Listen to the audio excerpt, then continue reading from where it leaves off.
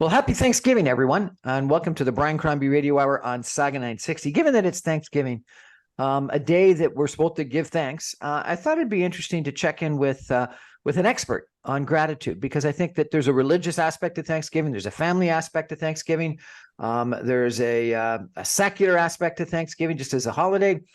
But I think the idea of giving thanks, of having gratitude is a good one. And lots of different smart people have said that gratitude is one of those things that makes you happier in life, more successful in life. And so I want to introduce you to Maria Fudas, who is an expert on gratitude. She's written a book that I've read, and it's really quite helpful, called Connect with Yourself and Others, that's available online. And Maria is a coach to people that she's actually an assertiveness coach, but she also talks about gratitude. So Maria, happy Thanksgiving. Happy Thanksgiving, Brian. Thanks for having me. So is gratitude important? It's very important. And as Rumi actually said, he has a perfect quote, a quote that says, wear gratitude like a cloak and will change every aspect in your life. So basically, wear gratitude like a cloak and it'll change every aspect of your life. Yes. So the way I put it in my book, I have dedicated a whole chapter on that. And I basically say, make gratitude your attitude. Just make it part of you, make it of who you are, make it your attitude. Okay. So you should be more thankful. You should be have gratitude. How do you actually do that? Lots of people complain all the time about this thing happening and that thing happening and this thing happening. I remember, a great Seinfeld skit. I'm not sure if you were a fan of Seinfeld or not. Yes. But Kramer comes in and Jerry's talking about marriage. And Kramer says, no, you don't want that, because you know what you have to do every night? You have to sit at the table and say, how was your day? How was your day? How was your day? And so you don't want to do that. So is that what being gracious is, and having gratitude is talking about how your day was? So not necessarily. So gratitude just means to have a grateful heart, and we'll go into it a little bit more, and I'll give some tools also for the audience to kind of help them understand how to be more grateful and how to turn things around. Because it's also very important to understand that a grateful heart is like a magnet. It's like a magnet for miracles. Because it's important to also understand that we manifest, we bring into our lives, we attract everything that we strongly feel or think. So having a grateful heart. Hold it. We bring into our lives everything that we strongly feel and think. Yeah, that's what we attract. Seriously? So grateful. So we can think $1 million and we'll bring $1 million into our life? Yeah, well, not quite, because we said strongly feel and think. So it means you have to believe it without a doubt, 100%. So do you believe you'll get $100 million without a doubt? Then yes, you'll attract it. But that's the key. Most people don't really believe it 100%, right? So gratitude that's why I call it in my book, make it your attitude, because you have to practice, and practice makes perfect. So we'll start small and give your audience some ideas how to do. We'll go into breath and how to breathe to kind of bring yourself back when you're not in a good state. But it's basically feeling it, and in any situation, especially when you're angry, if you're bitter, if you're upset, and it could be towards a particular person or situation, just once you shift to gratitude, you'll notice that it has the magic, the ability to actually turn anything around. So I'll give you an example. I had a client once that was telling me, she was so upset because it was her birthday, and a friend of hers came by her house, but instead of her apartment, instead of knocking on the door, coming in for coffee, she just basically put a little card underneath her door. And then, next thing, she found like a little birthday card underneath her door, and she was upset because the friend didn't knock on her door to come in. So we had a conversation with that, and I said to her, so why are you upset? She says, well, she should have knocked on the door. I would have loved to see her come in for coffee. So I said, what if you shifted there to gratitude? See, the problem is, most people have this false sense of entitlement. They have high expectations, and it's all about us, it's all about the ego and how we're going to be satisfied. But if you shift that, and instead of having that sense of entitlement, and kind of think, wait a second, what can I be grateful for here? So I shifted to her and said, why can't you just be grateful that she gave you a card, that she remembered you, instead of being ungrateful that she didn't knock on the door?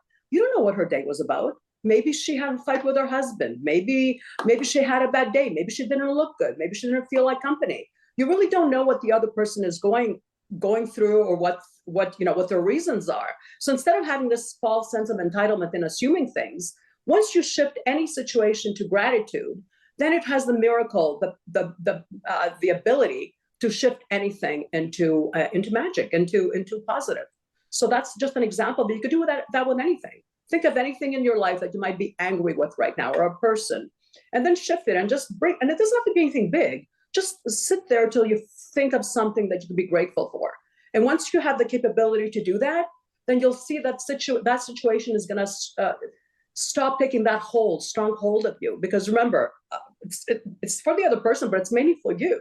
Because what it's robbing you from is peace and tranquility, right? So it's really for us individually, to shift to gratitude, because that really is the magnet to miracles, but also has the ability to bring any situation and fix any situation and bring you to a state of homeostasis, which is a balanced state, right? It comes from the Greek word homo, which is a man, stasis means stable. So it has the ability to bring you into homeostasis, because after all, our true essence, who our true energy is love energy. So anytime we shift from the love energy, which peace is part of, then we're out of balance and we're not feeling good. We're feeling, our sympathetic nervous system gets activated and we're out of balance. So gratitude has the ability to shift all that. So make gratitude your attitude. Your attitude. You once told me that you should think of these situations, I can't remember the way you described it, from the ego or from love. And it sounds like what you were talking with your friend or your client about was that her initial reaction was thinking about it from the ego, and you were changing it to from love. Is that exactly? And at any state, I practice this myself at any given situation, because we all have challenges, we all have situations, and after all, that's what we're here for, to learn and grow. And it's inevitable that we're going to have challenges with other people and stuff.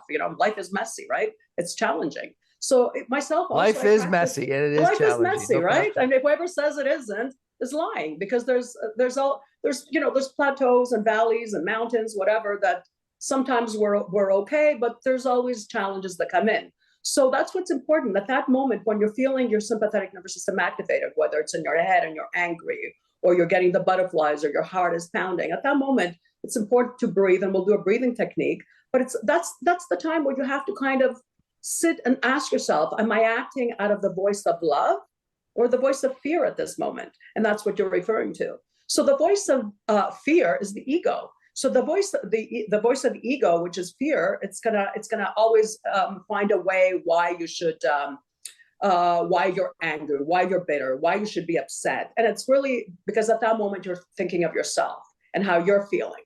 So the voice of love is bigger than that. It's our true essence. That's the connection with the universe. That's the connection with God. That's with the connection with the magical energy, the invisible energy that's all around us, the angels, and that magic energy that connects us to bring that power and that miraculous life and feelings within us. So once you shift and you think and act out of love, then that has the power to shift, not only your relationships with people around you, but also within yourself, the feeling within yourself, to bring you that peace and tranquility, which then you're able to bring out. Because remember, we always say and do how we feel internally. So we're always projecting at any given minute. So anytime you're saying something or doing something, recognize that any given minute, you're always projecting what is inside yourself and what you're feeling and going through at that moment. So having the ability to pause and take a breath and bring yourself back and actually pause and say, at this moment, am I acting out of the voice of fear, ego, or am I acting out of the voice of love? And you'll notice that if you're acting out of the voice of fear or ego, you're not going to feel good. Your sympathetic nervous system is going to be activated. Yeah. But if you're acting, and that's how you'll know the difference. When you're acting out of the voice of love, then you're going to feel tranquil and you're going to know you're doing the right thing. If you might not like it, you might not, you might not want to do that, because obviously our ego is strong and our subconscious, 90% of everything we do is out of subconscious, and it's out of ego. So of course it's not going to feel good. It's not going to, you're not going to think it's the right thing, but it's going to feel good. And that's the difference. So, and that's where you could shift. And that's a little tool you could use, is the gratitude. So in that moment, to allow yourself to act out of the love emotion, you could use the tool of gratitude. That's what gratitude really is. It's a tool that you use to bring yourself into homeostasis and to allow yourself to align with the love energy, which is our true essence of who we are. That's the connection of God, the universe. That's love energy. So gratitude is the tool. Stop at that moment, take a deep breath, and we're going to go do a breathing technique when you want me to. But then at that moment, ask yourself, am I acting out of the voice of love right now? And that will remind you, and that's going to shift everything. And like I said, you might not like it, but it's going to make you feel better in the long run. Make gratitude your attitude. Yeah. And act out of the voice of love, not out of the voice of ego. Two excellent suggestions. We're going to take a break for some messages and come back on our Thanksgiving special show with Maria Fudas. Stay with us, everyone. Back in 2 minutes.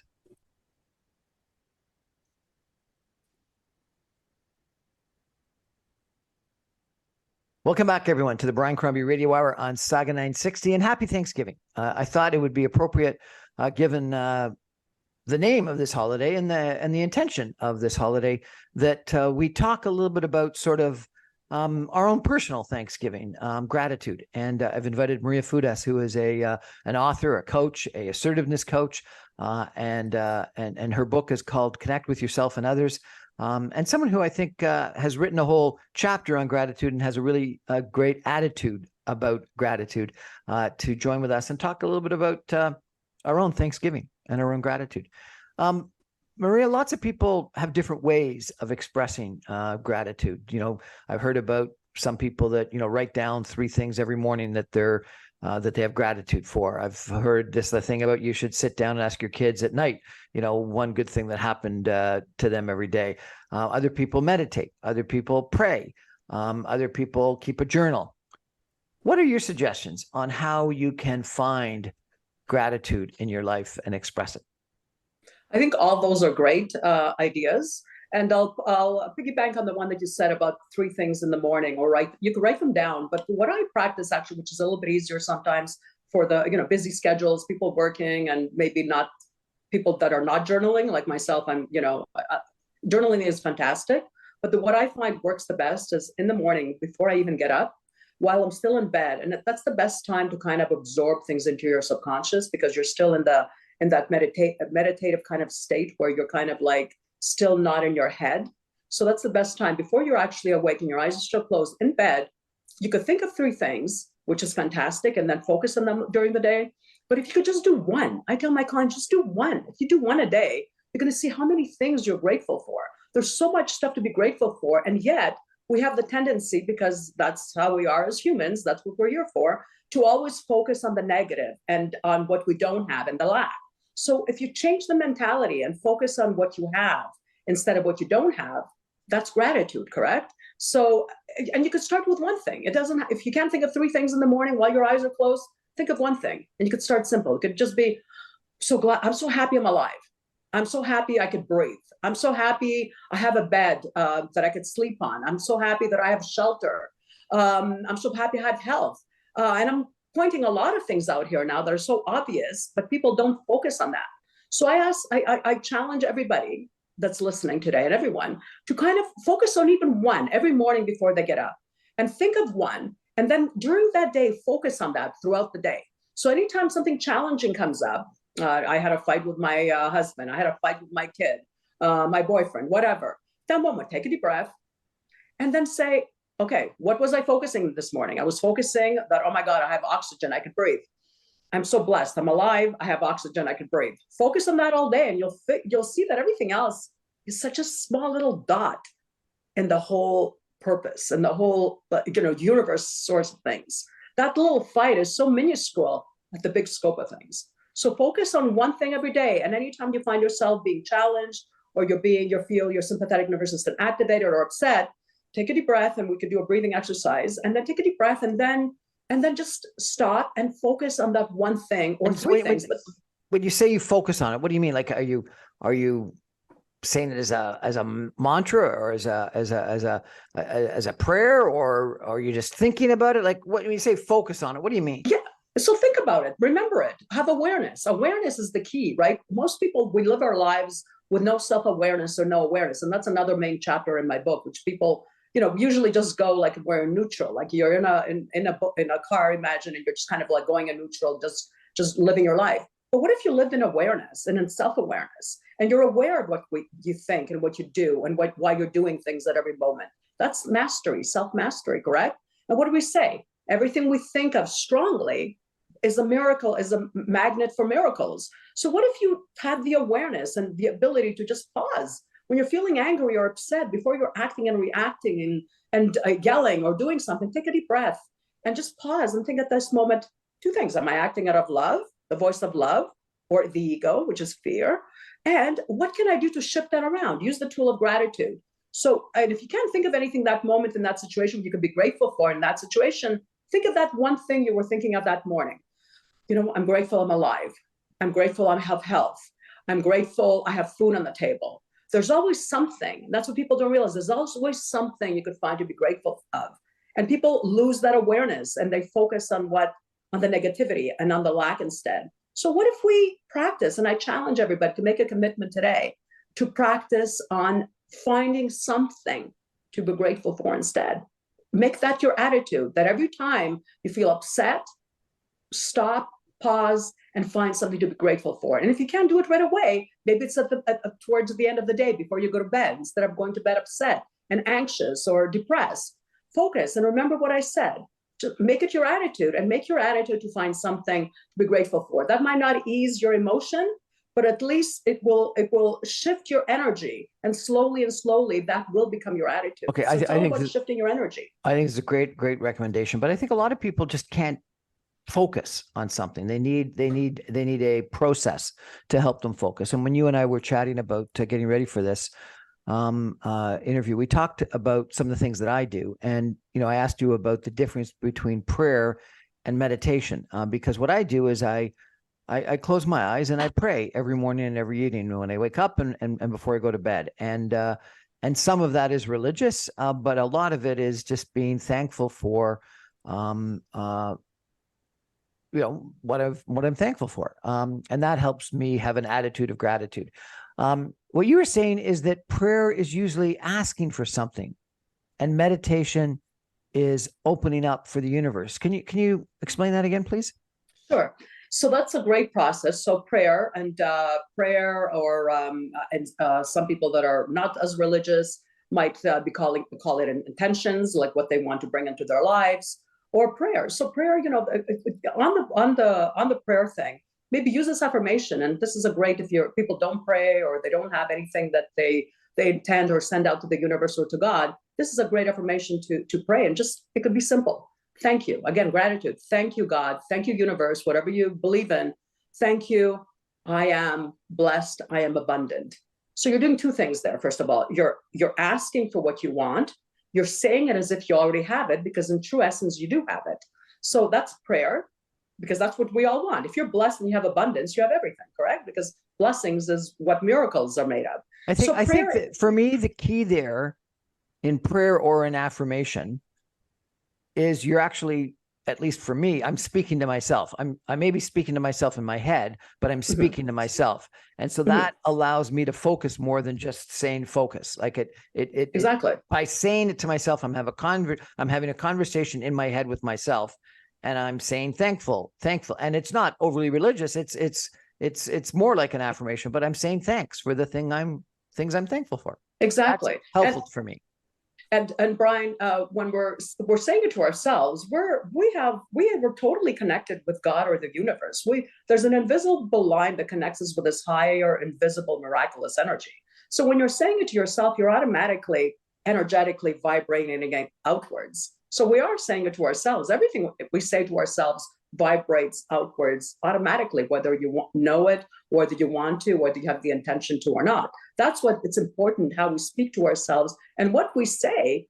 It's not like you have to say it out loud. The universe, God, it's not like he's listening. Oh my God, what did Maria say right now? It's internal. Our soul, our consciousness, whatever you want to call it, whatever word makes people feel, better.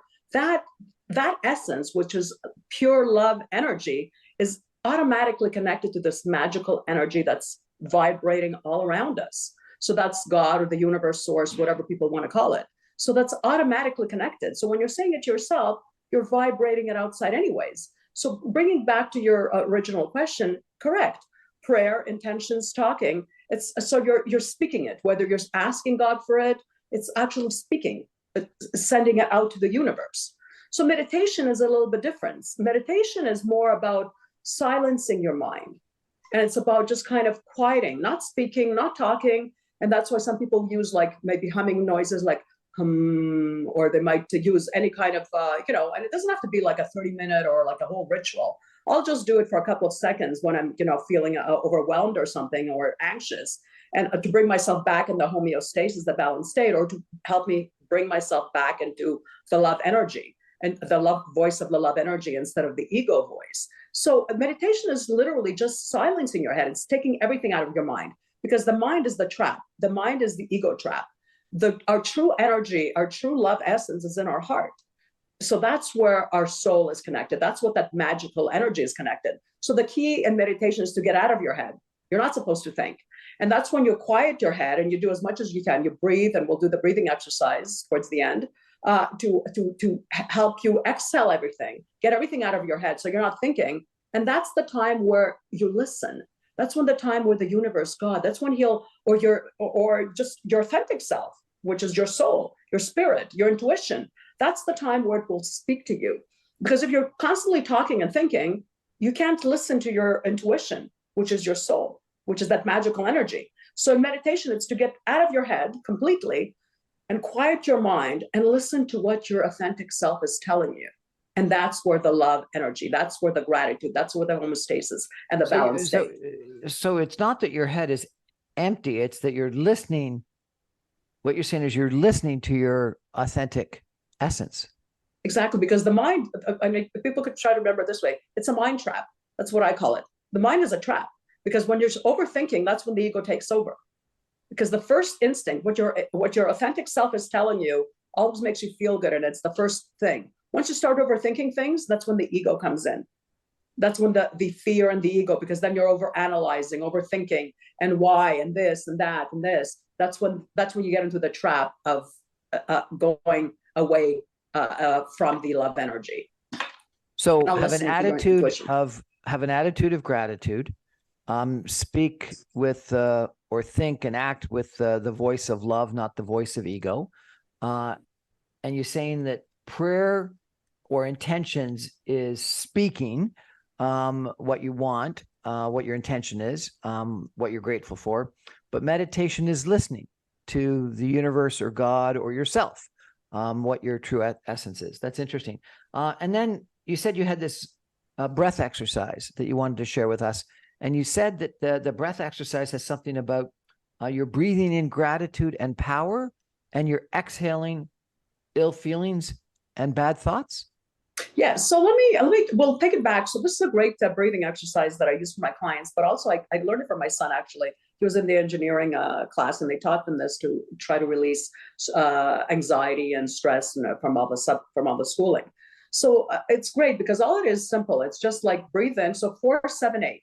So number 4, number 7, number 8. So breathe into 4, hold it for 7, and then slowly exhale to 8. And I like to breathe in through my nose and then exhale through my mouth.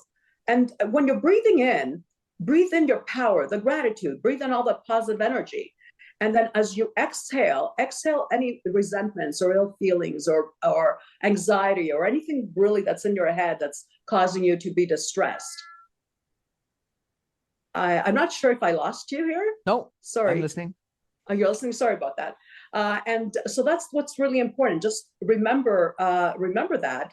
And so breathe in 3 times. That's the magic as well. So breathe in 3 times. So 4, 7, 8. Hold it for 7.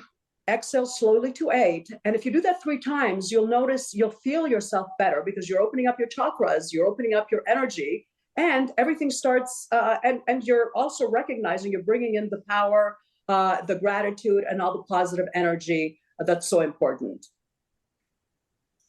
So I think there's a couple of things there that are interesting. I think when you actually purposefully breathe more deeply, you're breathing into 7 that you talked about, you're actually filling up your lungs with oxygen. And we fill up your lungs with oxygen and your bloodstream with oxygen, your brain with oxygen.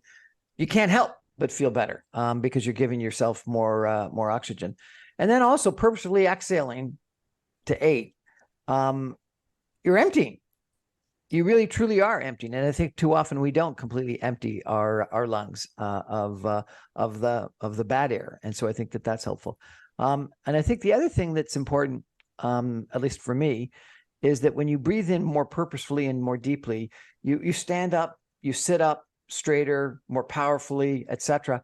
There's this great scene in this show that I love right now called Ted Lasso, where Rebecca, what she does when she's going into a challenging scenario, she's big. She just breathes in and ends up being really big, and she feels more confident, more powerful when she's big. I used to do like the victory sign or the Superman sign, and all those things. I think breathing and being bigger help you feel more confident and get rid of fear and more powerful, etc. So I think that's very helpful. But I haven't heard this comment about lots of people will talk about the breathing in and more powerful and more confident. But I haven't heard before your great line about the breathing out, which is that you're breathing out your negativity. You're exhaling your negativity and your fears and your problems. And that's interesting. Thank you for that. And Brian, I love what you said as well, because it's true. When we're and you'll find when you're breathing in your confidence, you automatically will open up, like you're gonna open up your whole chest area, right? Because you'll find when we're upset or we're not feeling good or we're feeling minuscule, you'll find our shoulders are always kind of in, and we're kind of, people are like this when they're not feeling confident or not feeling good. So what that breathing does exactly, and that's why those exercises that you were talking about is so important. But you could do it simply with the breathing, because as you exhale, bring back your shoulders and head high, and just breathe in your power. I'm alive. I'm this powerful, magical energy that's part of the universe. I'm a magnet to miracles. Breathe that in and exhale and open up your energy, right? That helps with the power. And as you exhale any thought, any ill feelings that you might have of being small and limited and all that stuff, it helps you open up more and more, instead of having yourself, drawn in and in that, fear energy and feeling small and minuscule. It just allows you to have that confidence within your energy, which is the power of who you truly are. And that's why that exercise is so powerful, like you were saying. You also mentioned that you should focus on your 5 senses as you're breathing out. What did you mean by that? Yeah, so I find, and this I learned from my daughter actually, which is a registered nurse. It's great to have kids that have great little techniques. So if you have anxiety, basically, if you're suffering from anxiety and you really can't bring yourself back, and I've used this on clients and it's very effective as well. And I'm talking about, there's people that have minor anxiety, which we all probably have a minor, but there's people that really have disabling anxiety, where they kind of like, they can't cope and it kind of overpowers them. So I know there's the bag, obviously the bag, blowing into the bag, and that helps do that. But while you do that, or you could do it without a bag if it helps, use your 5 senses. So if you have your eyes closed at that moment, or your eyes open, and you really can't get your emotions and your stomach is churning, and you're breathing hard, and you can't bring yourself to function. At that moment, again, do that breathing exercise I just told you. But sometimes it's hard to do that breathing exercise when your emotions are going crazy. So in that moment, try to focus on the 5 senses. And what that will do is because anytime we feel anxious or depressed, it's always in our head, right? It's what we're thinking, and it's subconscious. 100% of the time, that's why we get anxious, because if we knew what we were thinking, we'd obviously stop and not think it anymore. But because it's subconscious, we don't really know what exactly it is our subconscious is thinking. So by focusing the 5 senses, it helps your subconscious kind of take a break at that moment and allows you to focus on something else. So 5 senses at that moment: taste your mouth. Try to taste something. Maybe think of something you tasted last time, whether it's coffee, whether it's chocolate. Try to feel the taste of that chocolate, let's say. And then try to hear something that's in the room or where you are. Try to focus on what you're hearing, the sound. Try to look at something, focus on something. Try to touch something so you feel something. So try to use a smell. try to smell and do all the five senses, and slowly you'll notice that your anxiety will ease, and keep doing that until it does. And because really what that's doing is getting out of whatever thought process your subconscious is in at that moment and bringing focus to something else. And that's why it works. So this breathing exercise helps you meditate, helps you breathe in power and confidence, and exhale negative feelings and ill feelings and bad thoughts. And it also helps you deal with anxiety. And the main thing it does, Brian, is actually bringing you into a balanced state, bring you into that homeostasis state. The main thing it does is help yourself catch yourself. So if you're angry and you're upset and anything going on with you, the main thing it does is help you pause and breathe. So pause at that moment, pause, just stop what you're doing, and breathe. So to bring yourself back into that balanced state, to say, what the heck am I doing right now? Why am I so angry? I want to kill this person. Why am I so hateful? Why am I so cruel? Why am I doing this right now? So the main thing it does is help you pause and catch yourself to become a better person, and to have that grateful heart, because and what we don't realize is everybody is struggling, and we don't really know what the other person's struggles are and what they're going through. Because we're so focused on our own, because obviously we're aware of what we're going through.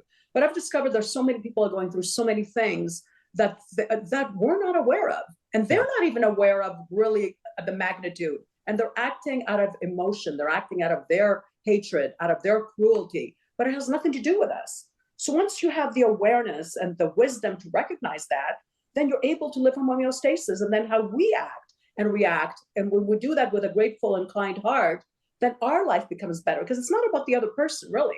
It's about recognizing that we have the power to turn things around about how we feel. And the more we act and react with kindness and with gratitude and appreciation, the more the other person will kind of ease into that energy as well. Because again, the main thing I said is everybody is projecting and acting and reacting out of what's going on in their life at that moment and how they feel. So at any given time, that's what I say. If somebody's really cruel to me or mean to me or being hateful, I just take a deep breath and I catch myself instead of reacting out of my emotion, because of course I'm going to be activated. I'm not I'm a human. I'm not superwoman. So at that moment it's important to kind of just pause and recognize they're just projecting out of what's going out of their emotion, and take a deep breath and just kind of act out of kindness, or just say nothing, or just pause and me have the power of myself. Because otherwise, once I lose the power, once I act and react out of my negative emotion, then I lose power. I lose power to that person. And that's what people don't realize. They think if I just start yelling at you and saying things at you, at that moment, I'm the one that's lost the power. It's not about the other person. But if I stay poised and I stay in my frame and I stay in my love energy, which is gratitude, a grateful heart and a kind heart, and if I and actually act out of kindness, at that moment, it has more power than anything, even to the other person. It's going to piss them off even more if they're angry, if they're that upset, if that miserable, right? So just keep your energy, keep your kind and grateful heart, and it doesn't matter how the other person acts and reacts. Because taking a breath is kind of powerful. Exactly. Take a breath, bring yourself back. And I use this exercise. I've used it in my workshops. If you take a lemon and you squeeze it, right? Or an orange, you take any kind of fruit, anything, a banana, I don't care. So we'll take a lemon, for example, because it's easy to squeeze. So let's take a lemon and you squeeze it. What's going to come out? Are you going to get apple juice? What are you going to get when you squeeze a lemon? Lemon juice. What kind of juice? Lemon juice, correct? There's no way you're going to get apple juice. There's no way you're going to get peach juice. And why is that? Because lemon is what's inside the lemon. There's lemon juice. So it's exactly with us. And once people recognize that, so when I squeeze you and I'm really mean to you and I punch you and I'm really cruel and unkind, what will come out of you is the true essence of who you are. And when people recognize that, they're going to be more aware of their emotions. As a coach, this is where I look at people. I see, this is how I have the ability, and everybody has the ability to see what the other person is really, who their true essence is and what they're acting and reacting out of. So if somebody is acting always cruel and mean and hateful, really inside they're miserable. I kind of feel sorry for those people. I give them a little prayer and I just kind of move on. I might not like it. Of course, I'm going to be triggered. But that moment, I take my deep breath and I say, you know what? I give them a little prayer. I wish them well because I know they're miserable. and I don't allow myself to be absorbed in that negative vortex that they're in. It's like a, you know, like, what do you call it? Like a sinkhole, you know, you don't want to be absorbed in the negative energy. So it's important to pull yourself back, like, you know, with a breath, pull yourself out of that energy and bring yourself back into homeostasis, your love energy, grateful heart, and just act out of kindness. And even if it's hard to do, practice it, make it your attitude, and practice makes perfect. Take a breath. Good advice. We're going to take a break for some messages and take a breath and be back in 2 minutes with Maria Fudas talking about gratitude. Make gratitude your attitude on Thanksgiving. Stay with us, everyone. Back in 2.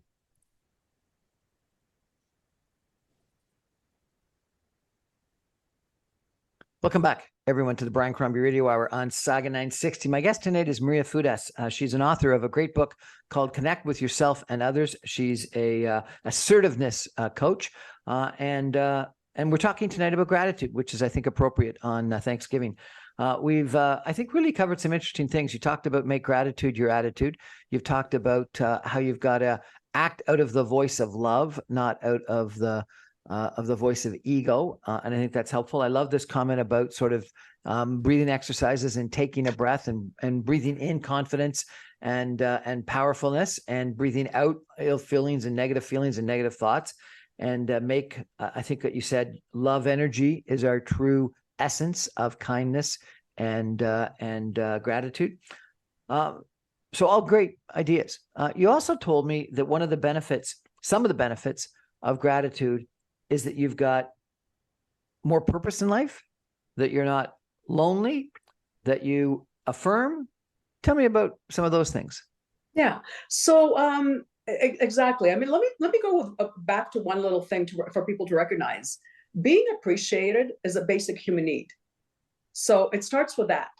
You know, we have 5 basic human needs. Being appreciated and loved, obviously, is one of our basic human needs.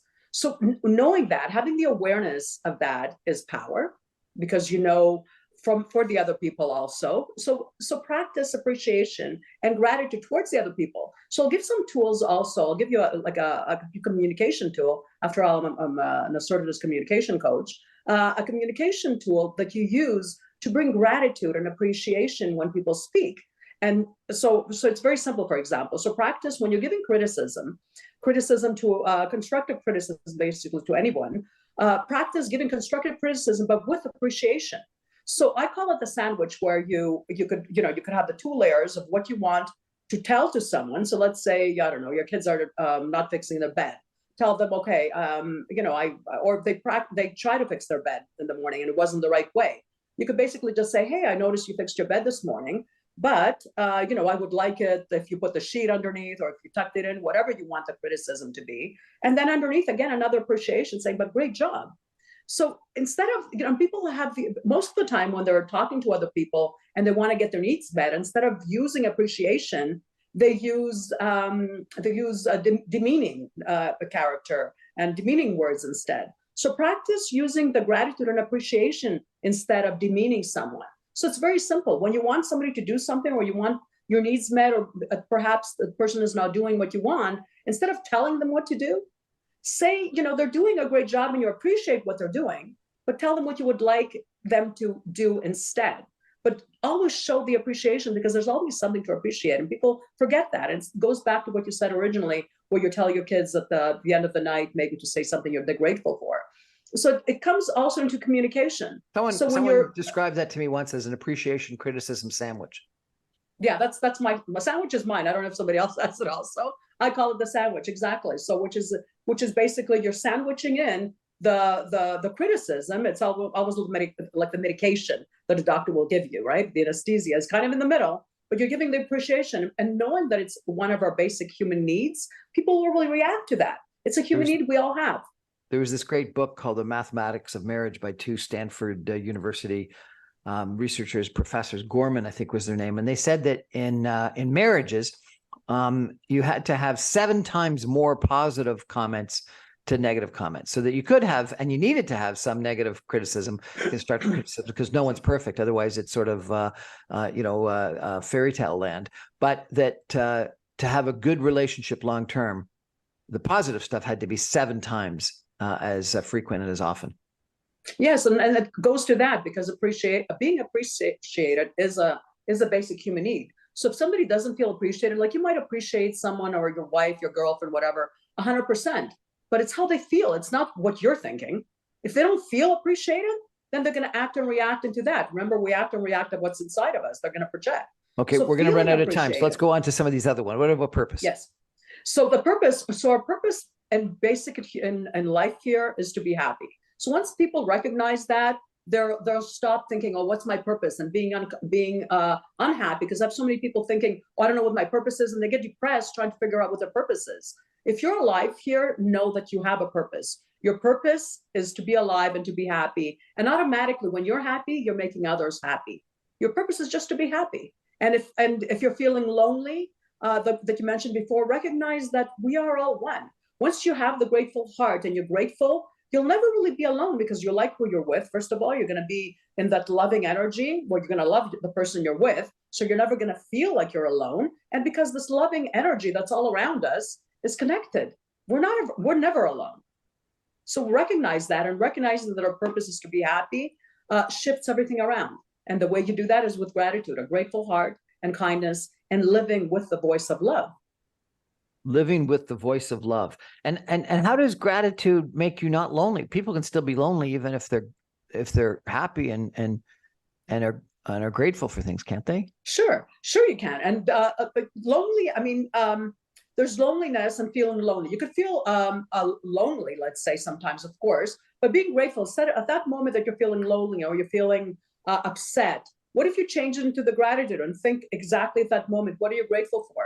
You might have friends, you might have family, blessed that you're alive, depending on what your situation really is, right? There's always something to be grateful for. So at that moment, if you think of what you're grateful for and make yourself, I'm not saying that, hey, it's just thought and just miraculous and it's just like, all magical and, this kind of stuff, like new age kind of stuff. You've got to do the work. I mean, if you do feel lonely, then get yourself out there, get yourself on some apps, go do some activities, get yourself to some clubs. I'm not saying you're going to just sit there and life is going to come to you as the way you are just because you're thinking, hey, I'm grateful right now. You still got to do the work, right? Because even if you go to the law of attraction, the word in attraction is action. You still have to take action in your life to make things happen. They won't just like literally pop into your life. You still have to, that's where the meditation comes in, when you silence yourself. So you hear the voice to know where to go and what to do in order to bring everything that you want in your life. And if you're lonely, to go what clubs to maybe join, what apps to join, and so on. So, Maria, what are you grateful for? What are you grateful for today? I'm grateful today for you having me on the show. Thank you very much. And to be able to give this wonderful message to everybody out there. And hopefully it's able to change even one person's life. I'd be grateful for that, because I have the ability and just being able to do that, because that's what I feel my purpose is. It's to be able to help, even if it's one person, shifting one person's life, and if it's able to affect one person, I'm very, very blessed to be able to do that. We're going to take a final break, and come back with some concluding comments with Maria Fudas, an assertive communications coach, a author of a great book called Connect with Yourself and Others, and a wonderful human being. Stay with us, everyone. Back in 2 minutes.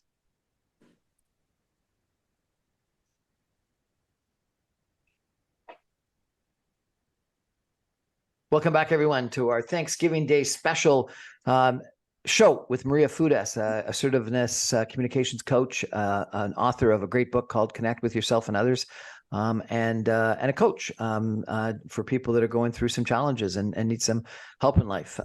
Maria, if people want to reach out to you for some of your advice, how do they best do that? I'm on all the social medias, LinkedIn, Facebook, Instagram. They could just reach out. My name is under Maria Fudas. That's F like in Frank, UDAS. And they could just reach out, send me a message, and I'll be happy to help them. And if they want to buy my book, which is Connect with Yourself and Others, they could reach out to me directly if they want a signed copy. Otherwise, it's on Amazon, Chapters, anywhere basically books are sold, and also on Apple Books as an ebook. So that's a nice, easy way to also have access to it. I think it's been grateful for us to. I've enjoyed focusing on gratefulness today, gratitude today on Thanksgiving. So thank you very much for sharing some of your ideas with us. Let's try to make it concrete. So you've talked about make gratitude your attitude. You've talked about love versus ego. You've talked about breathing exercises. You've talked about meditation and prayer. I'm going to give you 3 suggestions, see what you think of it. And these aren't mine. They came from someone that I listened speaking at one point in time, but I used them. And I've fallen off of it once in a while, but I've tried to use them, and I found them really helpful.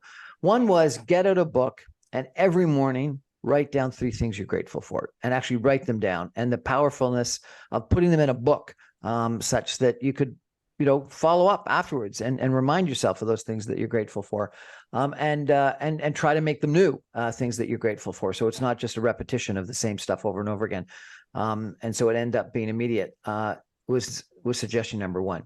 Suggestion number 2 was take some time every day to walk or run or do something outside. So it had to be not a workout, but it had to be exercise. It had to be something, where your body's moving, and it had to be outside. It couldn't be in a gym. It had to be outside so that you were surrounded by or immersed in or somehow connected to nature, because there's something about the real natural world that is, beneficial. Some people call it about tree bathing or forest bathing, or some people talk about walking on the ground or in grass and bare feet, but, somehow connecting up with your activity and nature. And then the third thing, which I really liked, is to have empathy, read a little bit of a fiction book. And I really found that difficult because I read a lot of politics, I read a lot of current events, I read a lot of nonfiction, I read a lot of academic stuff. And it's only once in a while that I read a story, nonfiction. But when you read a nonfiction, you're immersing yourself in someone else's life. And by immersing yourself in a story of someone else's life, this guy argued, and I think it's true, you actually have empathy because you've lived someone else's existence for a couple of hours or a couple of days, how long it took you to read that book. So those are 3 good suggestions that I liked. What do you think of those, and what suggestions have you got? Yeah, I think those are all great suggestions, Brian. And you, like you said, the first one, if you write 3 things every day, you'll notice by the end of the week you have so many things to be grateful for, that life is pretty amazing, actually. And of course, the connecting with nature, because that's where the true energy is, with who we are, our true essence of love. It's really outside in nature, and that's where the love energy is. So that connection, that's why we feel good being outside. And empathy is part of the love energy. Again, it shifts to that. So being empathetic and going back to who our true essence is, which is being love energy, empathetic, kind, that's when we feel good. So practicing that, being aware of that, will always make us go back into our homeostasis, which is our natural state of feeling good and being balanced. But I would add one more thing. I'll give everybody a mantra out there that can start practicing today. And just say the mantra: happiness, abundance, and peace are my birthright. Just keep telling yourself that when you're losing hope, because in true essence, it is our birthright. If we're connected with this magical, powerful energy, which some people call our father or our universe or this, whatever you want to call it, it's a connection. Energetically, we're connected because we are energy ourselves. Then this is our birthright. Having abundance, being happy is our birthright in true essence. So once we grasp that and recognize that, then that has the power of shifting around and having the gratitude. Hey, I'm this powerful being with these powerful parents, or this powerful energy that connects me, that guides me, that is there for me at every given time. Once you have gratitude just for that simple thing, which is our breath, the love energy, then that has the power of shifting around. So practice that mantra. Abundance, happiness, and peace. It's our birthright, because it truly is. Abundance, happiness, and peace are my true birthright. That's right. And recognize that with awareness and with real feeling and emotion. Think about it. Think about it, and think about what I'm saying to that, and then and believe it. Make it part of your biology. It's not just thinking it. Make it part of your biology. Just like gratitude, making it your attitude. It's not just saying it and thinking it. It's making it who you are. And then, like Rumi said, he said, wear gratitude like a cloak, and it will feed every corner of your life. That's the simple magic of gratitude. Well, there's no better message on Thanksgiving, I think, than make gratitude your attitude. Wear gratitude like a cloak, and that it'll positively impact you. That's a wonderful message. Thank you so much. Maria Fudas, Happy Thanksgiving to you. I'm grateful, very grateful for you and lots of your ideas and the several times you've been on my show. Thank you so much. And all of you, thank you so much for joining me, whether it's today or any other day that you happen to click on some of my shows or listen to my shows on 960 AM. Really appreciate it. I really enjoy doing the show, and I really enjoy communicating with all you. I'm grateful for that opportunity. Everyone, happy Thanksgiving. Good night. Thanks, Maria. Thanks, Brian.